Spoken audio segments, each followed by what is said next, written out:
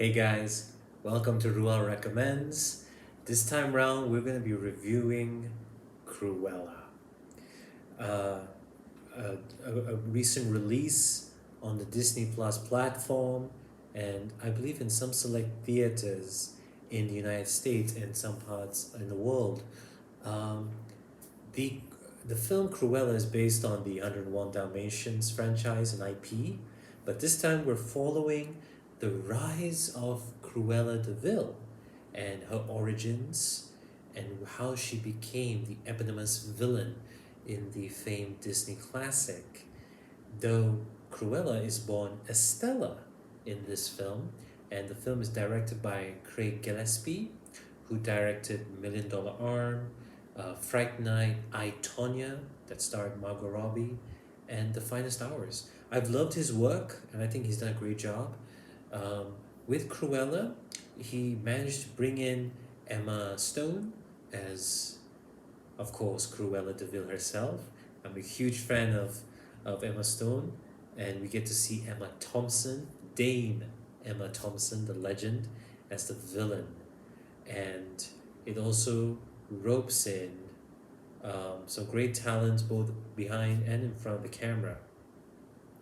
What follows in the story is that Cruella is uh, an orphan following the death of her mother, um, who was murdered by dogs, and she grew up with the guilt that she somehow caused them when she was um, playing when she had, shall we say, I'm trying to see how not to spoil the film.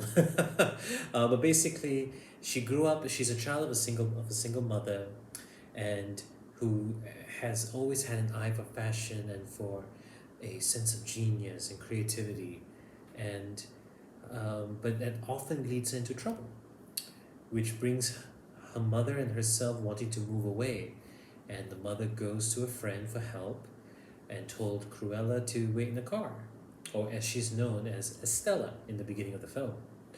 She then, of course, can't resist the urge to wander around and wanders into the mother's friend's house where a fashion show is going on. She in she catches the eye of the pet dogs, three Dalmatians, who, when chasing her, caused the death of her mother. And she ended up running away and living as an orphan on the streets, meeting up with two friends, Jasper and Horace, fellow orphans, and they lived together, growing up as this triple threat heist family, a family of sorts. When it came time that she wanted to pursue her interest in fashion and work under the famous Baroness, played by Emma Thompson, she then realizes that the Baroness was the friend that the mother was going to see in that house, and that it wasn't her that caused the dogs to kill the mother, it was the Baroness blowing a whistle, a dog whistle, that caused the death. What follows is a revenge story that causes Estella to adopt the moniker of Cruella, this vigilante fashion designer that goes against the Baroness with a secret identity being Estella. So that was a nice part. I enjoyed the duality and that vigilante by night, simple girl next door that Emma Stone was doing to try and usurp the Baroness. I enjoyed, for me, what stole the show was Jasper and Horace.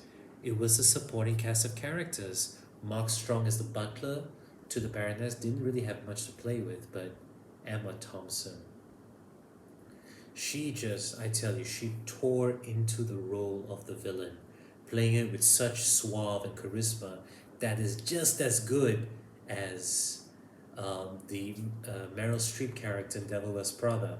You can see that the director was trying to make some similarities to Devil Wears Prada, but in this version, it's all out war between Emma Stone's character and Emma Thompson.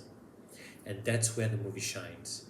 The Emmas battling each other with great acting, great one-liners, and great performances. The main issues I had with the film was the soundtrack. The music was totally off. The soundtrack and the music chosen for certain scenes to show off either Cruella's devilish side or genius or the Emma Thompson's villainy was just rubbish. And it's from a soundtrack, and the music is done by the person behind Moonlight. Um, and if Beale Street Could Talk, great films, great music. This was a bad day in the office for them. I really did not like the music chosen. A music or a score is supposed to enrich the film and the scenes. They did not do that here. It was really bad. Um, Editing was a little off and cutting some of the scenes. I wish we had really redefined the character of Cruella, given it more room to play with. The whole dogs killing the mother thing was stupid. The way Cruella gets her revenge in the end, I don't want to spoil it, is really far-fetched and ridiculous. Um, when it would have been so much simpler to just tie the movie up in much simpler ways. You could have gone about in 100 different ways. And really, I think they really bastardized that. And I'm really disappointed by that. If you walk away from a film called Cruella and you were more impressed with the supporting cast of characters than the actual Cruella, you did something wrong. That's what I think. And I wish Emma Thompson had more scenes to play to really build that relationship and contrast between her and Cruella. I didn't like the twist about who is Cruella's real mother. You're trying to suggest that madness is genetic, which is, I don't think is the right message to take away from it. The movie should just focus on the fashion world, and that regardless of her faults, Cruella's doing this for her artistic integrity, for her fashion integrity, rather than the superficiality of the mother being murdered, which was just a footnote in the beginning and it's gone. I was really disappointed with that. So all in all, I would give Cruella really I'd give it a 6 out of 10, and that's a real stretch. The movie is carried by their acting of Emma Stone and Emma Thompson. I just wish there was more of it. It wasn't as bad as some people were saying it is, but I don't think it was that good.